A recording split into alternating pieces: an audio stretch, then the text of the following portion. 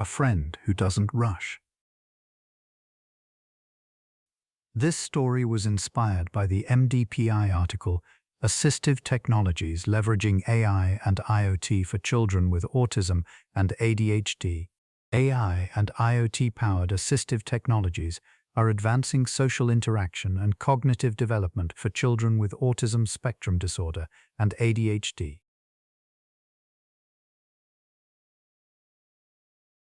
In the corner of the classroom, Noah sat with his knees pulled to his chest. 7 years old, second grade. His words were few, yeah and no, and sometimes mum. Other words might have existed somewhere inside him, but they never came out.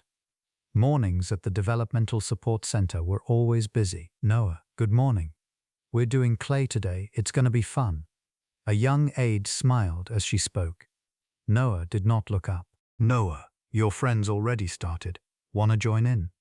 Another aide reached for his hand. Noah pulled it away. Oh, sorry. Well, come on over when you're ready. The aides moved on. There were other children to attend to. 8 kids in the classroom, 3 staff members. Time for each child was limited. Noah sat in the corner, staring at the wall. Lou had arrived the previous month.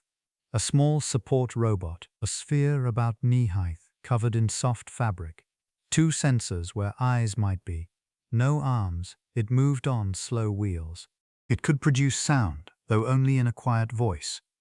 Lou had been assigned to Noah to stay near him. That was Lou's only job. The first week, Lou remained 5 feet from Noah, perfectly still. It said nothing. Noah never looked at it. The second week, Noah glanced at Lou. Lou did not move. Noah looked back at the wall. The third week, Noah shifted half a step closer. Lou did not move. The fourth week, Noah touched Lou's surface with his fingertips. An aide named Sarah had been watching. He touched it. Noah actually touched it.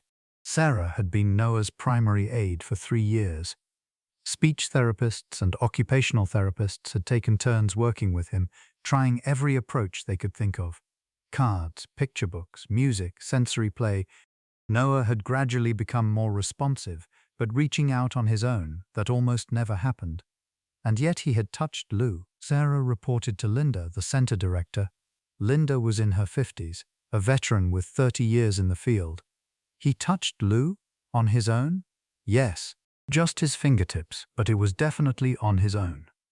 Did Lou do anything? Nothing. It just stayed beside him. Linda crossed her arms. It did nothing, and Noah moved. Noah's mother, Rachel, came in for a meeting. Rachel was 35. She had quit her job to focus on Noah's therapy, driving him to and from the center every day.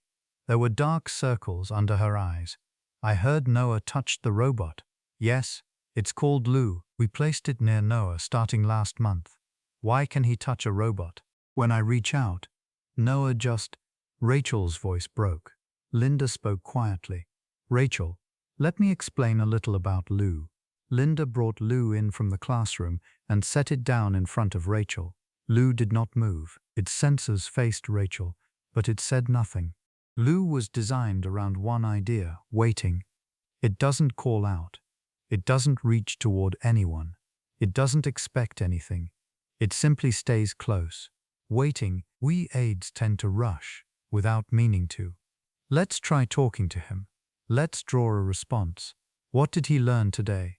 We do it because we care about Noah. But it may not have been Noah's pace. Rachel sat quietly, watching Lou. Lou doesn't rush.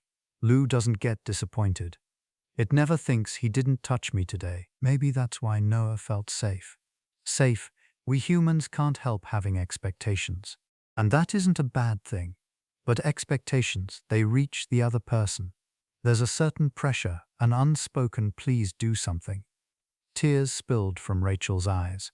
I've been expecting too much from him. No, expecting things is natural. It's just that Lou has no expectations at all. That difference, I think, was what Noah needed. The following week, Rachel brought Noah to the center. Noah took off his shoes and walked into the classroom. He went straight to Lou. He crouched down in front of it and placed his hands on its surface. Lou did not move. Noah stayed like that for a while. 1 minute, 2 minutes.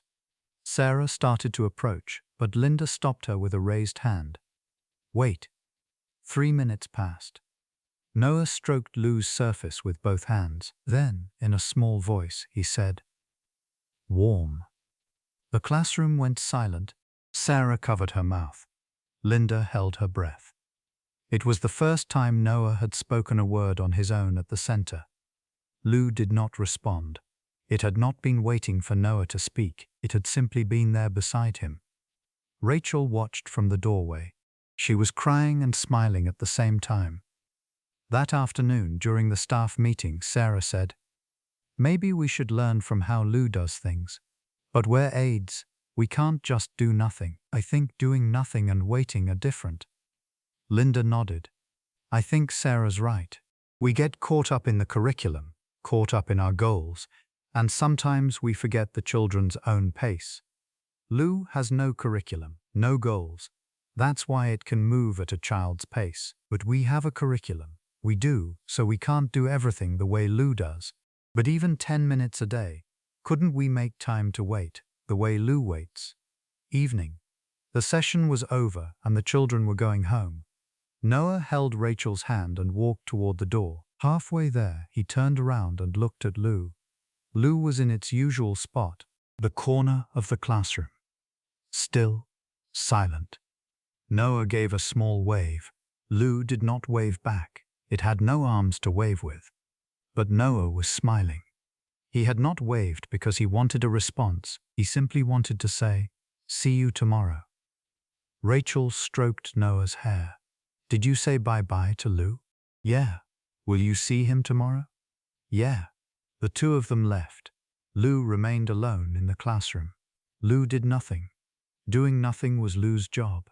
Not rushing, not expecting, not getting disappointed, just being there. That alone, for Noah, was what it meant to have a friend.